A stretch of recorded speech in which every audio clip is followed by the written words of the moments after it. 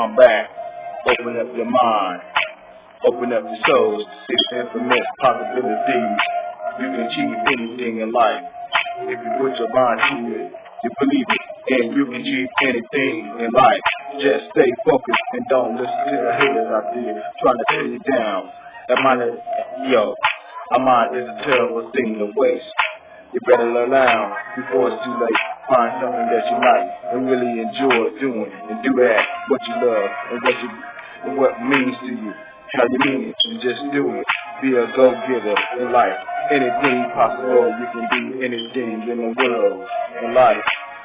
If you want to be, you just gotta stay the course and grab the bull by the horn and just put it. You just be yourself. Bring your A game.